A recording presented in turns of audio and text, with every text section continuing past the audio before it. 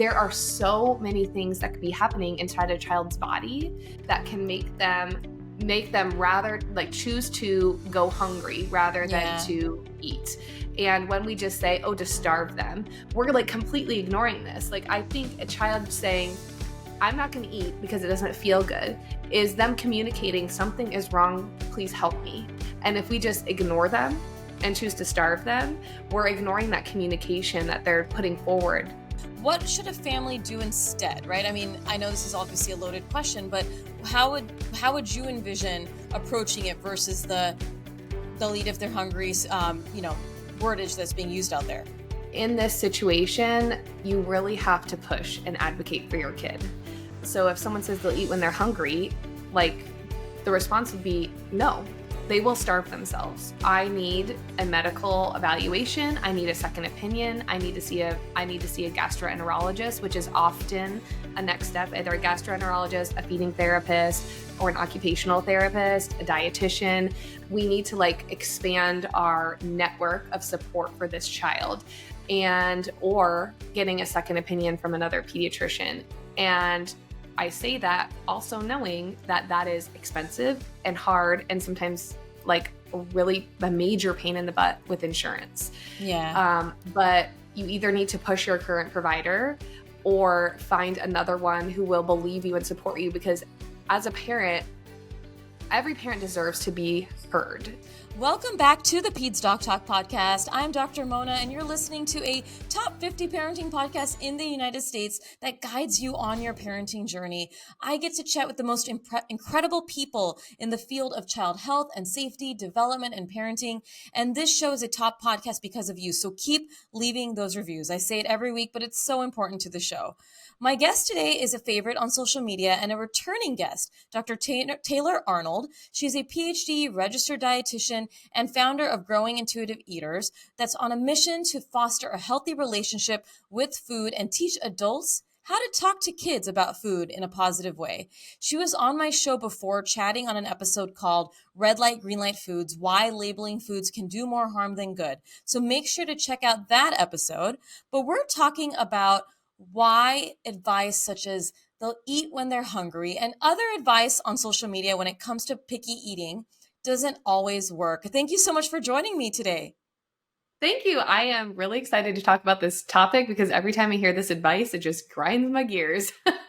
Yeah, and I know you are on social media too. So obviously you're on as Growing Intuitive Eaters. What is your sort of hope with your platform that you can do when it comes to picky eating that maybe fills a void that you don't see on social media when it comes to picky eating education?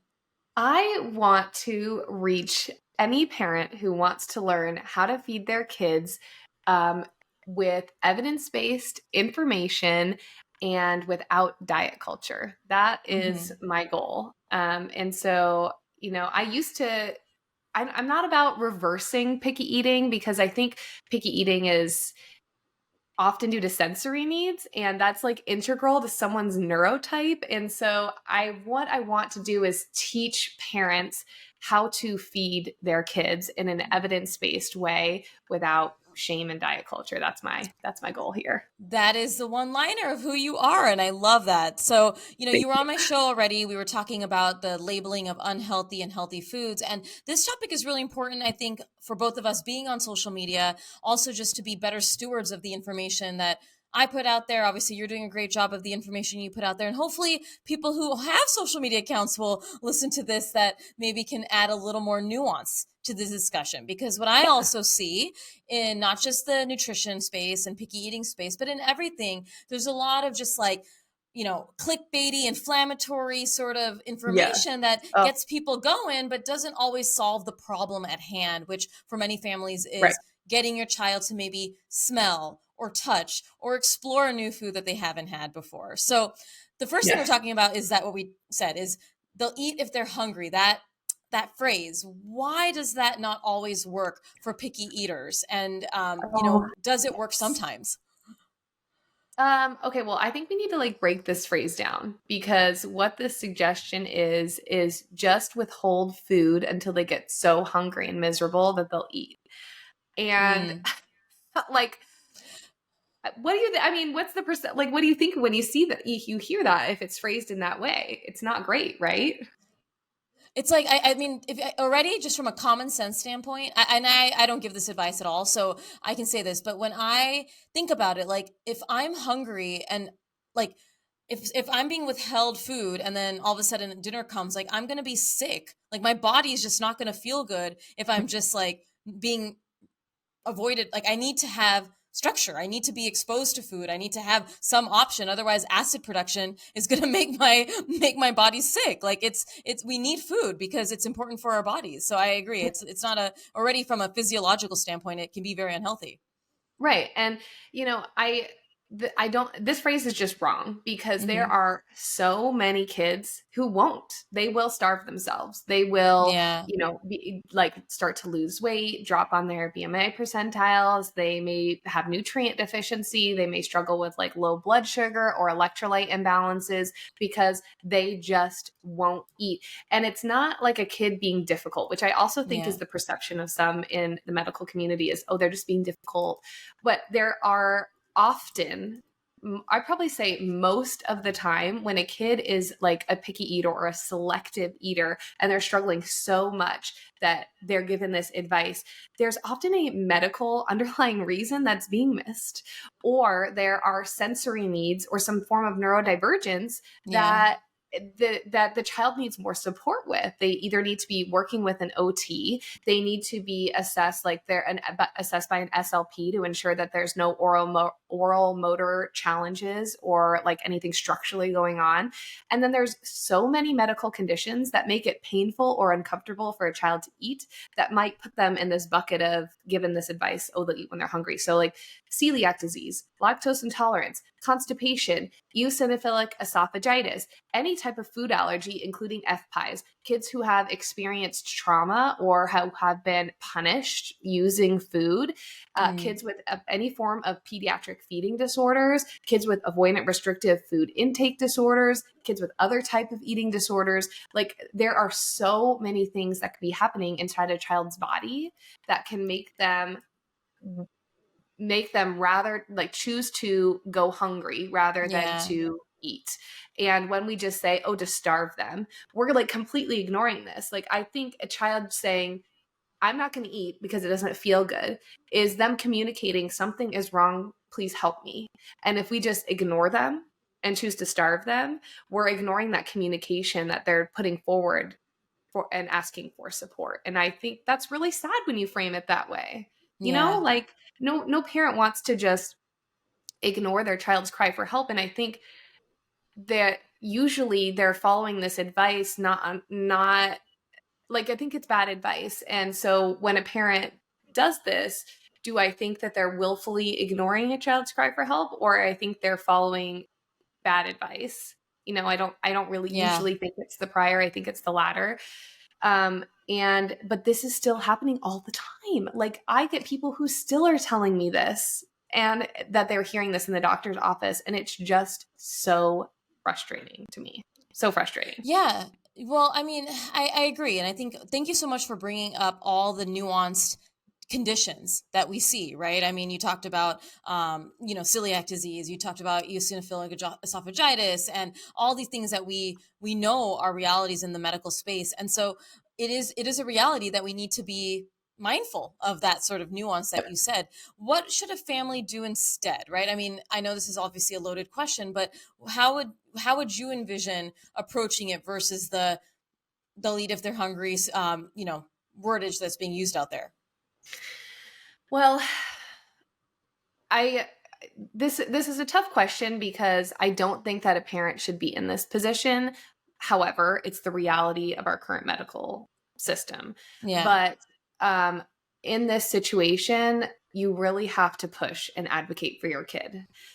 So if someone says they'll eat when they're hungry, like the response would be no, they will starve themselves. I need a medical evaluation. I need a second opinion. I need to see a gastroenterologist, which is often a next step, either a gastroenterologist, a feeding therapist, or an occupational therapist, a dietitian. We need to like expand our network of support for this child, and or getting a second opinion from another pediatrician. And I say that also knowing that that is expensive and hard and sometimes like really a major pain in the butt with insurance. Yeah. But you either need to push your current provider or find another one who will believe you and support you, because as a parent, every parent deserves to be heard. And I'm sure that you will agree as a pediatrician, like every parent deserves to feel heard and feel like we're doing something to help them. And if a parent is so frustrated with their feeding and it's causing a disruption to their family lifestyle, a significant disruption, a significant amount of stress, that parent needs to support in some way, whether it be for themselves or their child, an additional referral. Something needs to happen rather than just saying they'll eat when they're hungry, because that's not a solution. It's like brushing Yeah. it off.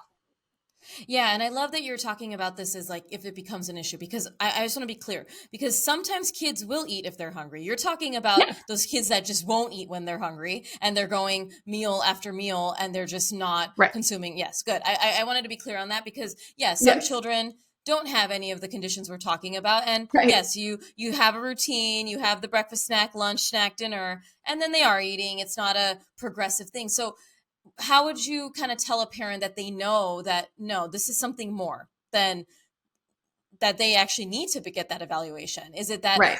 they're not eating meal after meal? Is it that it's becoming a power struggle? When would you say that that would be the you need to talk to someone about this and advocate more for yourself?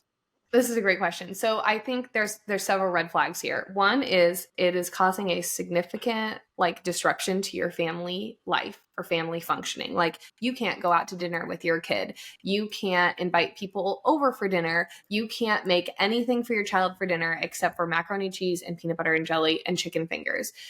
So those are like your child's diet is so limited that it's causing you significant stress or it's significantly affecting your family life. That's number one. Number two is anytime you're concerned about your child's nutrition or growth, pediatrician, 100% reach out to your pediatrician. Like that should be immediate. And it's better to reach out and them to talk you through it and realize, okay, there's like a small change we could do. And it's really not that big of a deal than like constantly stressing and should I go in? Should I go in? Definitely go see your pediatrician as soon as you're concerned.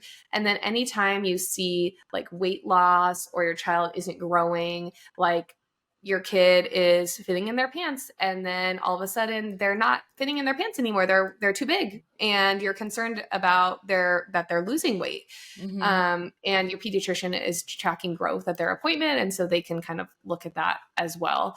But anytime that your parent gut is like, this is not good, that's when you should reach out. You should listen to that.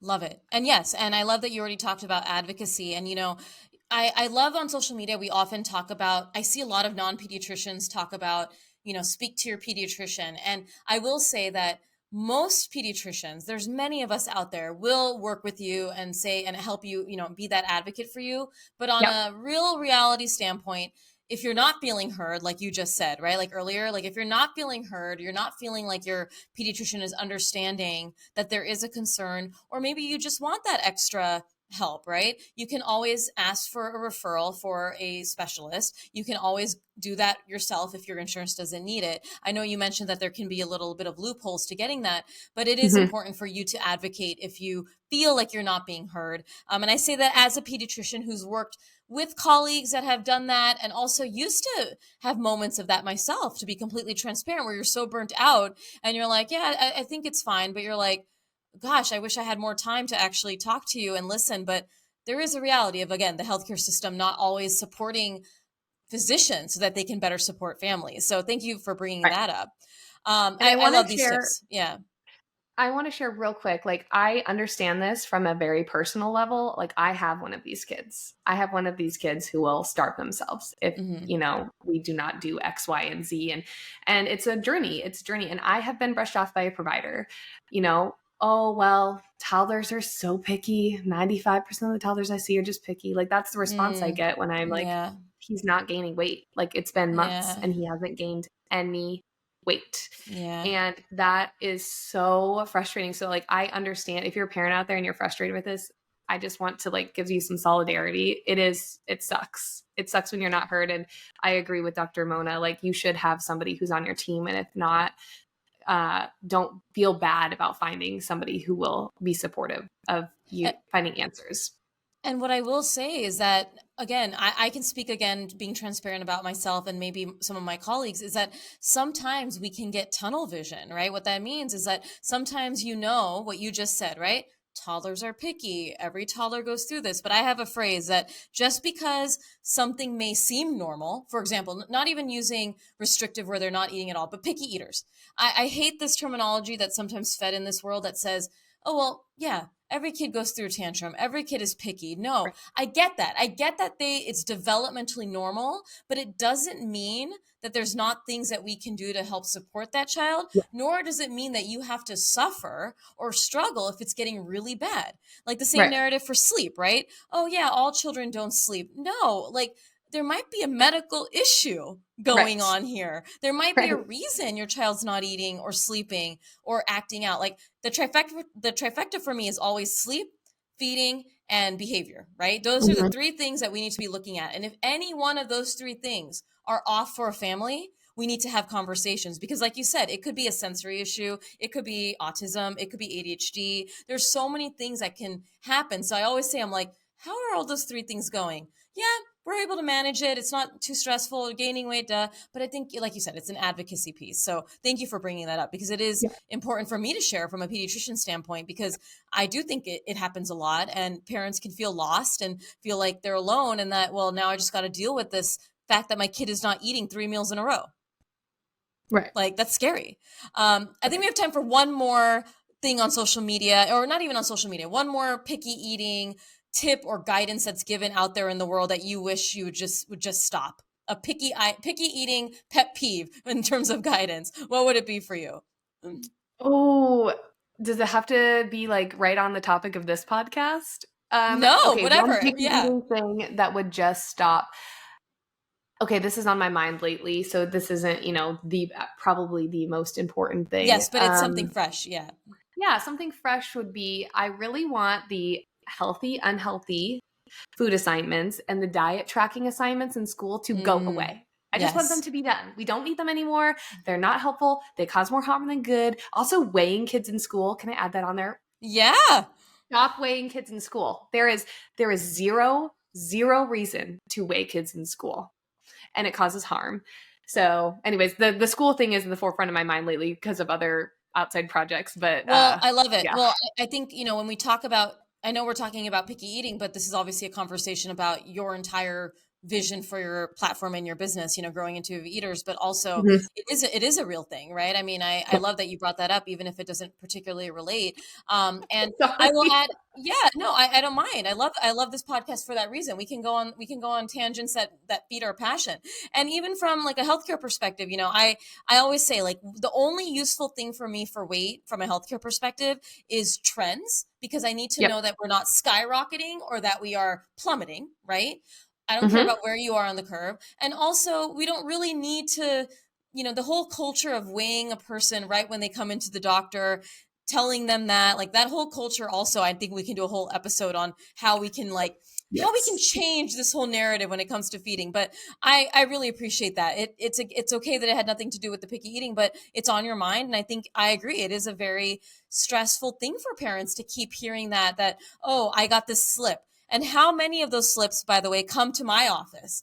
Oh, they checked my weight and they said that I'm overweight. And then the kid's showing up to me and like the parent's stressed or they're like, wait, what do I need to do? And I'm like, oh my gosh, like, there's no utility.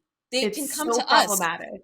They can come to a pediatrician who hopefully is not going to shame them either, and we can have those conversations or we can refer them if needed. But yeah, there really is no utility. And I think we all have memories of getting weighed and also that little fat thing that they used to like take that little caliper and like put it on your belly fat. Do you remember that? Do they still do that? I Do you remember know? that. I Yeah. remember that, and I am ashamed to say that I once taught people how to use it. I have Okay. grown as a person and a Yes. professional, and I no longer do that. But yes, I remember that. Oh my! I have vivid memories, and I'm a very petite. I've always been petite, but I've always had a little more fat on my belly, which is completely fine even to this day. And I remember and then it would be this sort of comparison thing. The kids would Yep, all be seeing each other's numbers. it's How sad so is that? dangerous.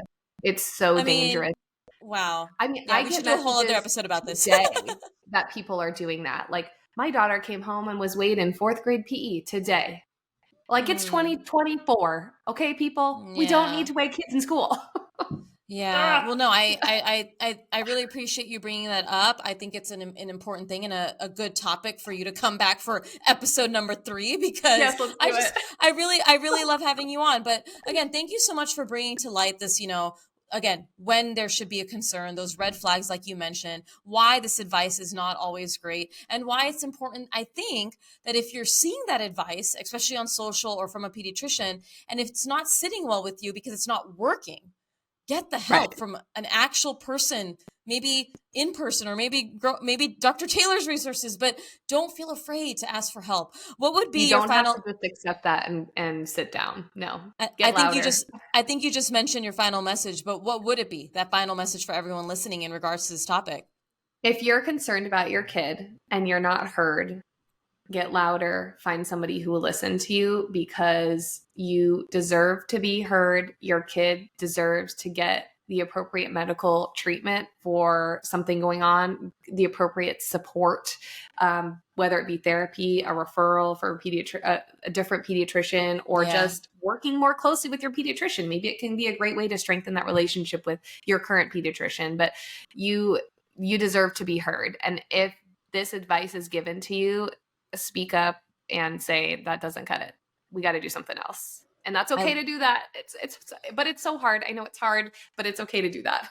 It is. And again, thank you, because as someone on the other side, but also as a mother myself, I've been on both sides, and that advocacy piece is life-saving. I've said that before, not only for health, but also this stuff. I mean, this is parenting. This is your child's health and nutrition. So I agree. I'm saying it as a pediatrician that you need to be clear. And many of us maybe were raised as people pleasers, that we don't want to rock the boat, but you kind of have to rock the boat. Me too. Like, you kind of have to rock the boat and say, and you don't have to be mean about it. You can say, hey, look, I really appreciate you, and I love the work that you do for our family, but I'm feeling something's not right, and I want to know what we can do. What are some of my options here? And that's it. It's not like, well, you're wrong. But I understand a parent needs that from the clinician too. So, Dr. Taylor, thank you so much. I love chatting with you. I'm sure maybe for the whole school system thing, we can have a whole conversation. For anyone who's not familiar with your resources, please tell everyone where they can find you and stay connected. Yes, so I'm on Instagram at growing.intuitive.eaters. I'm also on YouTube at Growing Intuitive Eaters. That's where I host all my free courses. I have a current one going, Feeding Kids with ADHD. I also have courses on starting solids with your infant from an evidence-based approach, either baby-led weaning, purees, or a combination of both of those, how to raise an intuitive eater, and how to increase your child's diet variety. So that would be for if you consider your child a picky eater, or you just want to help them expand their diet variety. Those are all 100% free, comprehensive. I'm not upselling you anything. Those are on my YouTube. And then I also have my brand new shiny website. It'll be out by the time this comes out. So that's Growing Intuitive Eaters, growingintuitiveeaters.com. And you'll find my courses, blog posts, lots of fun stuff there, all 100% free. My ebooks will be there. So check it out. I will be linking all of this, and thank you again for joining me today. This was such an awesome conversation. I love your work, and I also love having you on my show. So thanks again. Thanks. And for everyone tuning in, if you love the episode, make sure to leave a review or update a review if you've already left one. Tag us on social, share this episode, Growing Intuitive Eaters, Peds Doc Talk, so we know that you love this conversation. And I cannot wait to have another guest on the show next time.